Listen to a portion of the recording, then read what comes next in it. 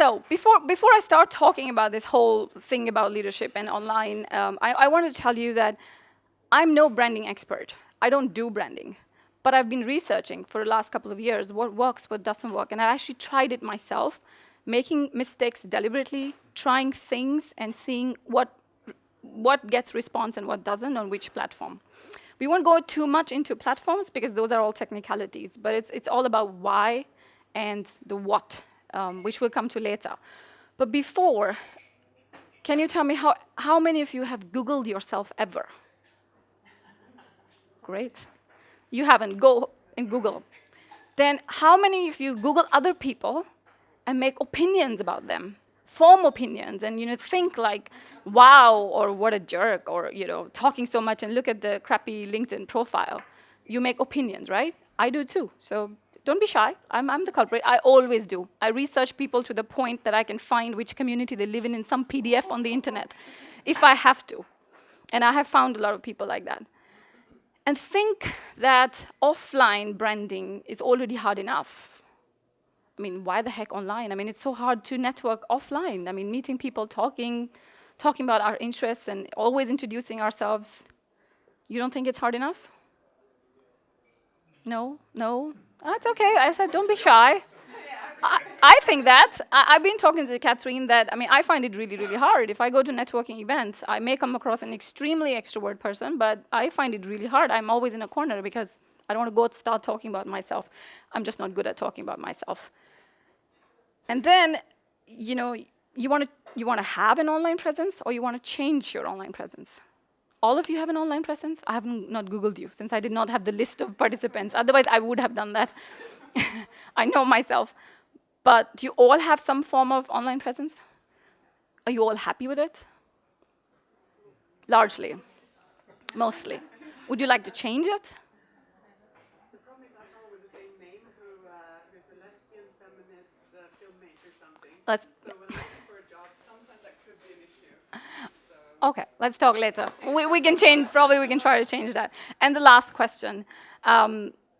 Who here thinks strategic brand building is a negative concept and it lacks authenticity? When a lot of times we use this word strategic brand building, we have to be strategic about it. Do you feel it's negative? It lacks authenticity? Why do you have to be strategic? If you do, you don't have to tell me. Just keep it to yourself. And if you don't, keep it to yourself. It's going to answer later. Let's jump on, since we have less time, and I want to give you all the value of your time that you're here. These people don't need names. They don't need names. They don't need any presentation. They don't need to be talked about. They are so talked about. Even before the online media started coming into the focus, all these people were fairly known, but they still took on and went online.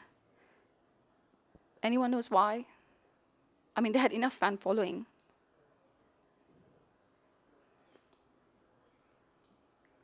No. Well, to create the brand, because this is our generation is the most fortunate generation. We have access to the world. Anyone, really anyone. You can reach to her if you're persistent enough and shameless enough. You can really reach to her.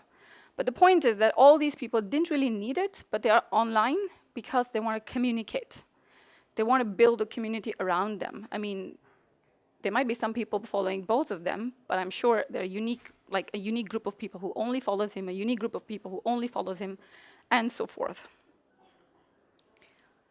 But again, it's not for all of us. Some people may not really like it, some people may not even want it, and that's all right. Some people don't network at all, and that's all right. So let's move on. Yes, I'll send it to you, and I will do the blog post for you later. That's only for Catherine. Does anyone know who he is? He's really famous. He has a business that has touched your life at least once a month. If you drink wine, at least once a month. He's the king of cork. But he's not online. Of course, you Google him, you'll find Wikipedia and business-related information, what others are talking about him, but he's not engaging. And that's fine too. So you need to think about that are you interested? Same here. This, if you don't know, shame on him. Really. Anyone? Wildest of the guesses. Lego, guys. He's our neighbor. And the last one. Everyone, every woman at least should have a piece of clothing from this guy's company.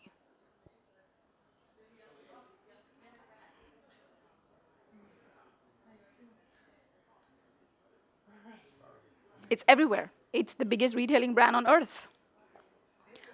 It's the biggest retail brand on earth. But they're not on social media. They're all very shy people.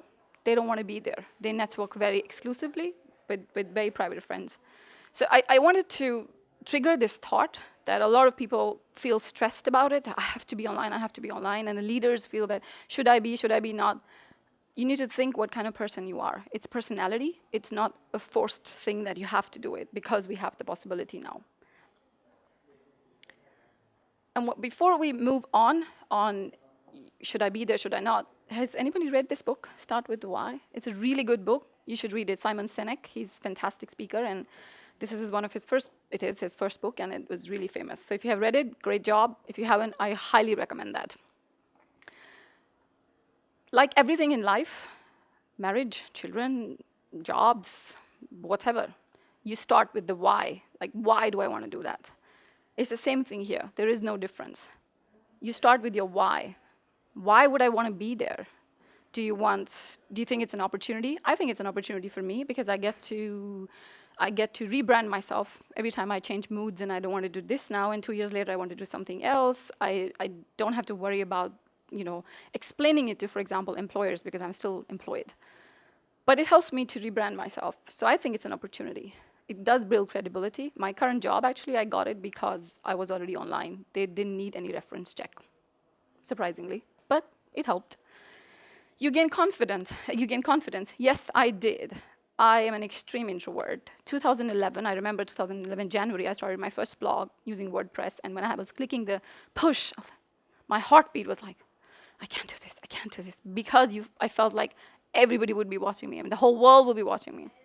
And my mentor then, who was supposed to be here, but she's not, but she said, just do it.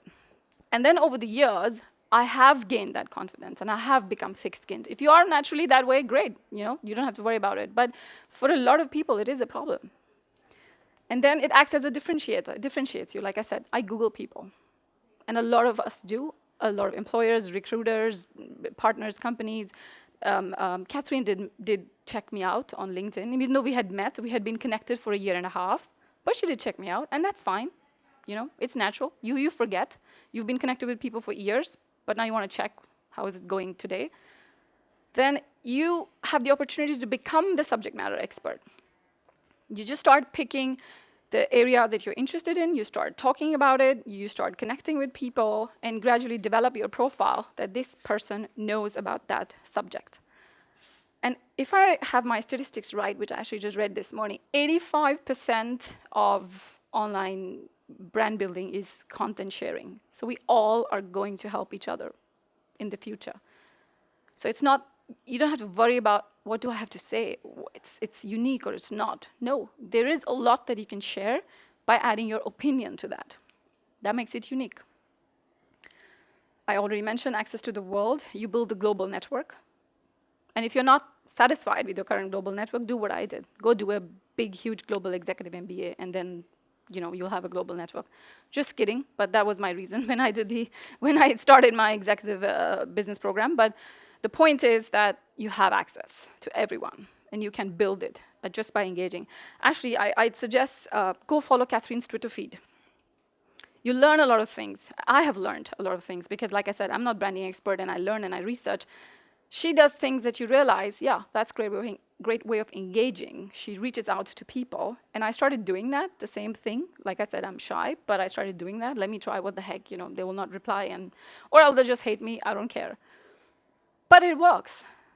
Those people come back, they connect, they ask you, they thank you. You start the dialogue. Authenticity goes a long way. It has very subjective definitions, but there is only one truth. There is only one definition of authenticity: be yourself. Digital footprint, it's a great thing. When I started working, I only worked 2 years in India, so I've been away now almost 14 years. And I had really difficult time, like, how do I explain what I did? Because back in 1998, there wasn't much digital footprint. We did, projects with companies, but they were in the companies. I couldn't show other employers this is what I did, except for my references. But I had moved, and a lot of people were not interested in me anymore. This is a great thing, because you don't have to, you don't have to really worry about what should I show. You have it all when people are Googling you, your projects. I have nothing against any platform, but I like what people do on LinkedIn. They put the presentations and things about their project, and it's a great thing for me to find out that are they really being authentic about what they talk, the areas of interest that they have. Actually, I met recently a lady, an Australian living in Singapore, and she had these amazing list of degrees and amazing list of everything, and it almost gave me a heart attack. Like, shit, man, I felt like so small. Like, my God, look at their achievements. And of course, I Googled. And I checked every reference, and it was true. So it's the digital footprint that helps you a lot. Powerful leadership enabler. I think for me, this is the core. The reason I say powerful leadership enabler is because you communicate, and a lot of times you think, I'm just talking, it's just a conversation. No, you are showing a lot of skills in engaging that dialogue, connecting people. She's an awesome connector. That's a leadership style. And it enables that, bring that out of you. Do you have anything else to add in your own experiences, since you all have online presence? Is there any important point I missed here? And one, in addition to what Catherine said, the most important thing is don't forget offline life. That this is just an extension of your offline life, broadening your access. So don't forget that. Don't think that because I've said hi to you online 6 months ago, we're friends. May not be, you or we might look at each other like, oh, well, we haven't been in touch. So, this is an extension. Think of it like that. The what. Now we know the why. Why do I want to do with it? And it is possible that some of you might think, oh, well, I'm not interested. Too much why. And that's all right, because like I said, this is an extension of your offline life. So if you're comfortable in the offline way, go for it. As long as it works for you, it suits your life, your lifestyle, and it actually keeps you sane, because this can be stressful sometimes. The what, we won't talk about the how, because those are platforms. The what here is be seen, go out. Don't hide yourself. It's the same principle that's applicable for offline life as well. You can't be just in your home all the time. You have to go socialize. So if you're like me, who's not too much interested in, going into a lot of networks, pick your networks that you feel comfortable. And then think, this is what I think. Think yourself as a corporation, as a company, one-man company, one-woman company. And then you just see what you have to do to make that company seen. Express yourself, please. Do not promote yourself.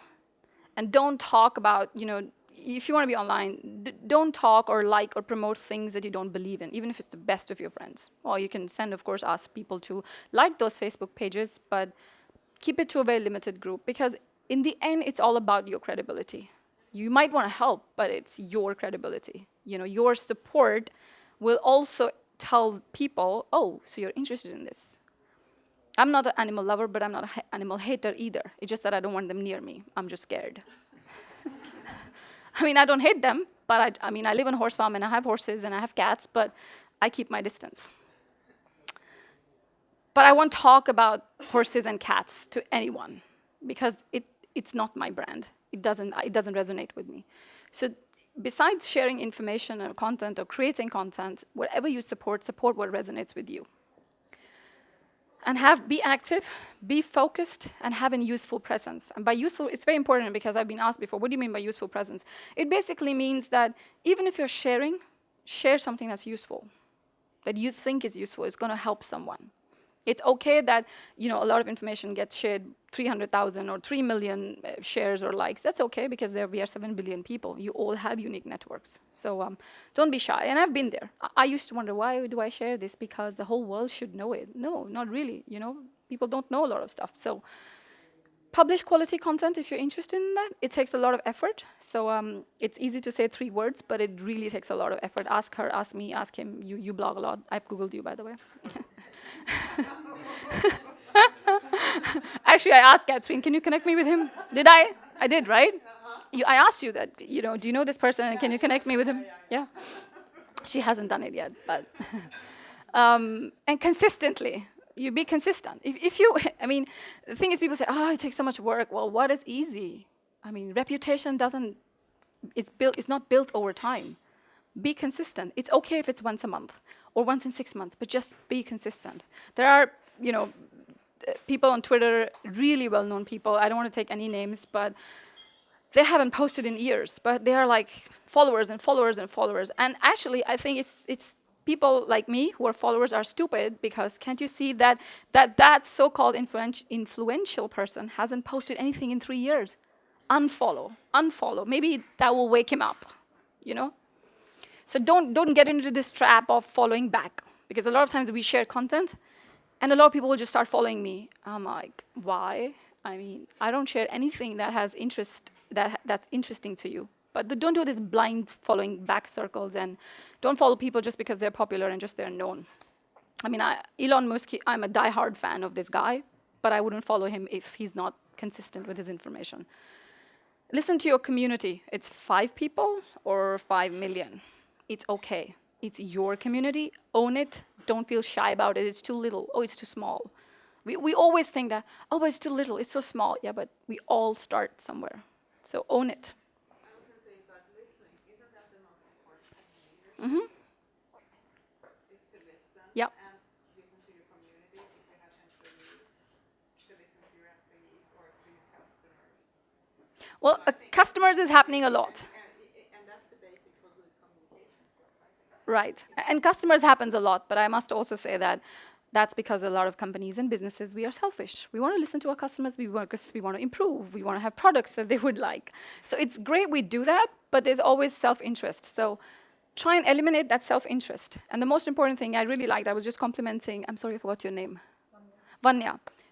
You lead the Pink programming group, and I was complimenting her. I told this to Catherine as well, that I was following the page. I couldn't make it to the event, but I was following in, and there was questions, and the team made sure that they gave a really nice, appropriate response. So it's very important. A lot of leaders don't do that when they're online. They're just pushing. But when people ask them things, they don't communicate back. So you're responsible both sides, not just pushing, but also answering those questions. So that team is also doing a great job on their social media community and leading that Pink programming initiative. And please drop the ego. It's hard, but try it. It's very helpful. Drop it. Like I said, express yourself. Don't self-promote. The ego will just slip on the side. Find your niche or niches if you have many. I have many. I like data. I like BI. I like leadership. I like digital world. I like management. I like investing. But be open about it. And again, consistent. Stay there so people know you. So when you Google, I have a question now. When you Google people, do you think of a couple of words that come to your mind? Like if I Google him or her, I have words for them. Like, I know what they're focused on. You make an impression. So think of yourselves that what do you want people to Google you and think 4 to 5 words about you. Keep that in your mind. And then push out information. Or support things that basically helps you build that brand and those 4 to 5 words. And it's okay to rebrand, like I just said. When I started back in 2011, it's not so long ago, actually 2009, I created my Twitter account, and I didn't post anything for months. And then I restarted 2011, and then my focus was, purely technical, and then I moved a little bit to a different area. Then I moved a little bit to a different area, and now I think I'm on my 4th rebranding, and it works. And it's okay to prune your social media network, including your friends that you think are friends. I prune my Facebook list quite often. That's why I'm never more than, 300-400. Because I don't want a lot of people to be there that I'm not communicating with. It's okay to prune your Twitter feed. It's okay to prune whatever platform you use. So in the end, platforms. I didn't want to touch on that because it's very technical, it's very personal, but in short, like Catherine alluded earlier, pick the platform that resonates best with you. And if you research a little bit on the people you follow, the content that you like, some are everywhere, some are not. Some are dedicatedly focused on specific platforms. So again, go with what you can do it, what you feel, what you can actually sustain. You know, we start with all this bandwagon, and I've made all these mistakes because I was researching, so I wanted to do it wrong to find out. I've tried on Facebook. I mean, you know, family pictures get 200 and 500 likes, and suddenly you put controversial information and you want people to engage, a lot of people take back. Then you think, is that my community? Is that what I'm here for? Or is that the right platform? I should be talking those things. So pick the platform that works for you. And I mean, I think that's a very big separate discussion about what platform should be used for which focus. Perhaps Catherine can arrange something on that later. I'll give you a classic example. I think you all can resonate with that. We all have families. We all have family members that we love, and some we like. We just have to really deal with them because of something, because of some relationship. And sometimes you're invited to this dinner or whatever. You don't want to do that, but it's strategy. You stay strategically focused on that event. And I normally try to use the same methodology when I'm talking about strategy and being online and talking to people, because there are moments where you will have these comments and you will meet people who you will absolutely cannot connect. But you have to stay strategic in your communication, your resonation, because, you know, we don't want to go wild online. So, as a parting statement, actually there's one more slide, but this is what I think. There is no right way for everyone to approach digital engagement, but there are ways you can encourage your network to organically champion your brand you. We share. We connect. We tell people, look at this, and then, or if I do something and that makes, you know, that's interesting for you, you push it out. So help each other. That you can do, but there's no one rule. There's no one path to how to be successful. And again, success is so subjective. You may be okay with being online maybe once in a month. She wants 200 times a day. I want, you know, 500 times a day. Yeah, because it's very individual. We are comfortable. I mean, a lot of people, my husband is not even online. I mean, he thinks it's like, oh, no, I can't handle it, or it's just waste of time. So this is not a discussion I can have at my home. I can't teach this at home. Doesn't work because he's not online. So this is my principle. And I think Catherine also lives by it, pay it forward. As it's applicable in IRL, in real life, and in digital life. So what would happen with the brands, if the corporate brands, if they were not who they were? Well, they're not there anymore, right? Somebody else is already succeeding him. There are 2 CEOs after him. Yeah. But he's no, okay, that's a different one. But the point is a very good point. It's a very good question, and this I have strategically picked these people. I have not picked Guy Kawasaki because maybe you know him, you know, but not a lot of people know here. So I've strategically picked people who are global faces. Nobody can say that they don't know them. So this guy, he has rebranded.